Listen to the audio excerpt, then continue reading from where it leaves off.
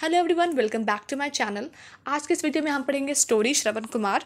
आगे बढ़ने से पहले अगर आपने अभी तक मेरे चैनल को सब्सक्राइब नहीं किया है तो प्लीज़ मेरे चैनल को सब्सक्राइब कर दीजिए, बेल आइकन को हिट कर दीजिए और अगर वीडियो अच्छे लगे तो प्लीज़ इसे लाइक और शेयर भी ज़रूर कर दीजिएगा। और प्लीज़ वीडियो को पूरा एंड तक देखिए ताकि स्टोरी आपको अच्छी तरह से समझ में आ जाए। तो चलिए वीडियो को स्टार्ट करते हैं। तो ये जो स्टोरी है वो एक लड़के के बारे में है जिसका नाम है Shravan Kumar. Shravan Kumar parents were old and blind. तो श्रवण कुमार के जो माता पिता थे वो बूढ़े थे और अंधे थे। He looked after his parents with love and care.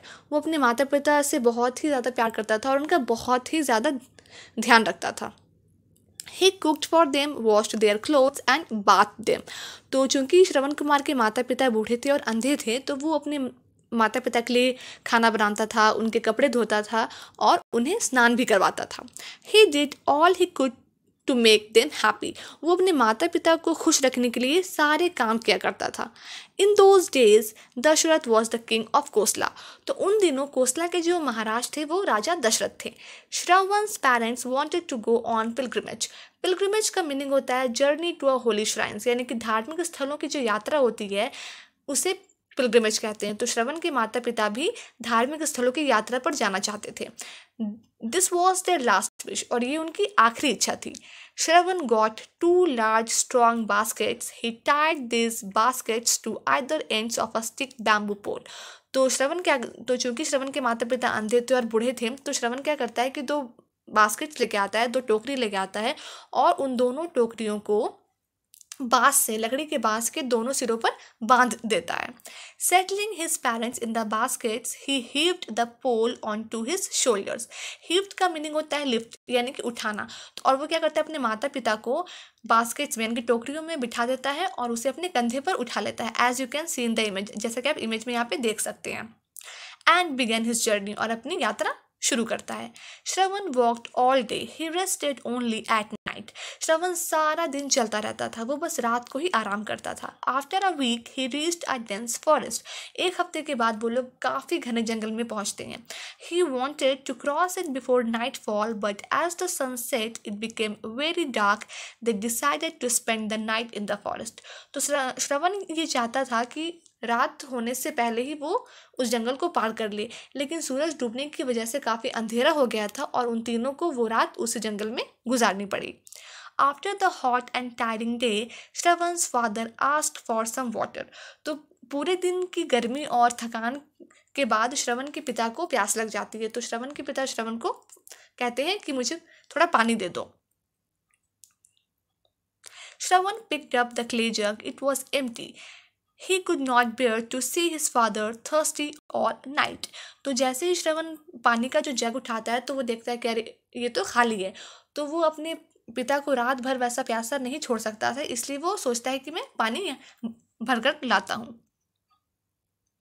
He went to look for water with the empty jug in his hand. और वो खाली जग को अपने हाथ में लेकर पानी की खोज में निकल जाता है। A cool wind blew in from the east. और वो ये देखता है कि पूरब की तरफ से काफ़ी ठंडी हवा चल रही है। श्रवण told his parents that there was a river nearby. तो वो अपने माता पिता को कहता है कि ज़रूर यहाँ पर नज़दीक में कोई नदी है। श्रवण dipped the jug into the river. और वो क्या करता है, जब वो नदी के पास पहुँचता है तो वो वहाँ से पानी भरता है। That night King Dashrath was out hunting on the banks of the river Saryu. तो वो जो नदी थी जहाँ श्रवण पानी भरने गया था वो सरयू नदी थी और उस रात राजा दशरथ शिकार पर निकले थे सरयू नदी के ही किनारे। He was a fine Archer. तो राजा दशरथ जो थे वो काफ़ी महान तीरंदाज थे।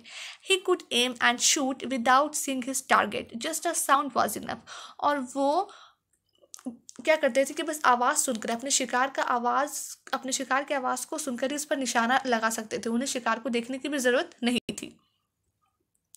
He heard the gurgling sound and thinking it to be an animal drinking water, he took aim. Gargling का मीनिंग होता है साउंड ऑफ फ्लोइंग वाटर, मतलब बहते पानी की जो आवाज़ होती है उसे गर्गलिंग कहते हैं। तो जैसे ही उन्हें पानी की आवाज़ आती है वो निशाना साधते हैं।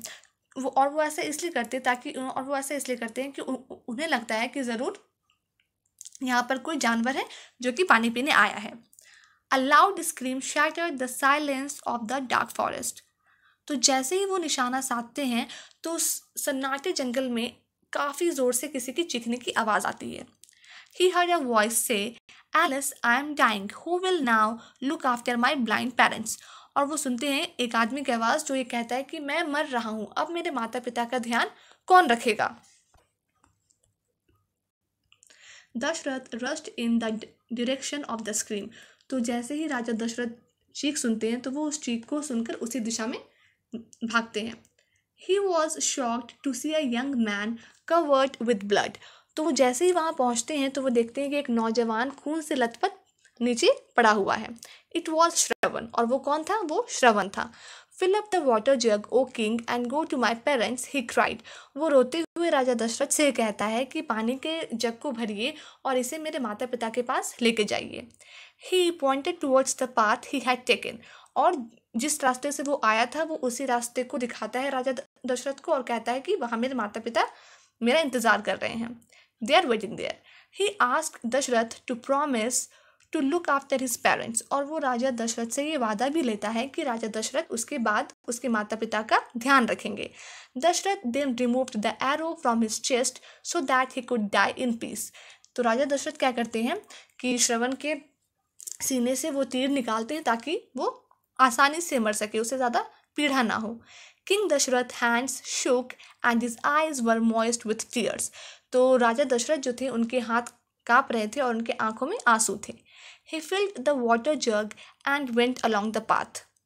और वो क्या करते हैं कि पानी की गगरी को भरते हैं और उसी रास्ते पर चल पड़ते हैं जहाँ श्रवण के माता पिता उसका इंतजार कर रहे थे। On hearing his footsteps, Shravan father said, "Why are you so late? Come give me some water. How we missed you, son." तो कदमों की आवाज़ सुनते ही श्रवण के पिता कहते हैं कि तुम्हें आने में इतनी देर क्यों हो गई? लाओ मुझे पानी दो, हमने तुम्हें बहुत ही याद किया। As there was no reply, he asked, "Is something wrong, श्रवण?" तो श्रवण के पिता जब श्रवण से सवाल करते हैं और सामने से कुछ भी जवाब नहीं आता है तो श्रवण के पिता कहते हैं कि क्या हुआ श्रवण, सब कुछ ठीक तो है? Your son is not here, said King Dashrath, but I have brought you the water. I am the king of Kosla. I have wronged you. तो राजा दशरथ कहते हैं कि आप गलत समझ रहे हैं, मैं आपका पुत्र नहीं हूँ, मैं राजा दशरथ हूँ, मैं कोसला का राजा हूँ और मैं आपके लिए पानी लेकर आया हूँ। He told them what had happened. Shravan's parents were filled with grief. और जो भी श्रवण के साथ हुआ राजा दशरथ वो सारी कहानी उसके माता पिता को बता देते हैं और ये सुनते ही श्रवण के माता पिता काफ़ी उदास हो जाते हैं, बहुत ही दुखी हो जाते हैं। O king, said Shravan's father, you have indeed committed a great crime, but I forgive you, for you did not know what you were doing. तो श्रवण के पिता कहते हैं कि महाराज आपने बहुत ही बड़ा अपराध किया है, लेकिन मैं इसके लिए आपको क्षमा करता हूँ क्योंकि आपने ये अपराध जानबूझकर नहीं किया। Besides, you have been honest with us. Now take us to our son, then you may go. और श्रवण के पिता कहते हैं कि हमें सब कुछ सच सच बताने के बाद अब हमें कृपया करके हमारे बेटे तक ले चलिए, उसके बाद आप जा सकते हैं। Dashrath begged them to come along with him to his palace. He would look after them just as Shravan had done, but the old couple would not listen.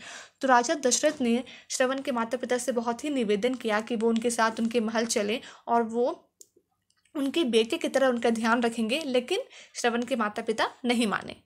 You cannot understand now, said Shravan's father. But a day will come, O king, when your son too shall be taken away from you. You will then understand the sadness in our hearts. तो श्रवण के माता पिता कहते हैं कि महाराज आपको अभी हमारी पीड़ा का एहसास नहीं होगा, लेकिन एक दिन ज़रूर आएगा जब आपका पुत्र भी आपसे दूर चला जाएगा और उस दिन आपको हमारी पीड़ा का एहसास होगा। जिस दुख से हम आज गुजर रहे हैं उस दिन आपको भी उस दुख से गुजरना होगा। Long afterwards, the old man's words came true. King Dashrath was separated from Rama and died grieving for him. बहुत दिनों के बाद श्रवण के माता पिता की जो वाणी थी वो सच हुई और श्री राम को अपने पिता राजा दशरथ से दूर जाना पड़ा और अपने पुत्र के शोक में ही राजा दशरथ की मौत हो गई। तो होप आप लोगों को स्टोरी समझ में आ गई होगी। अगर आपको अभी कुछ डाउट्स है तो आप कमेंट सेक्शन में मुझसे पूछ सकते हैं और अगर वीडियो अच्छी लगी हो तो please like, share, comment, subscribe and hit the bell icon We'll meet in our next video very soon. Till then, bye.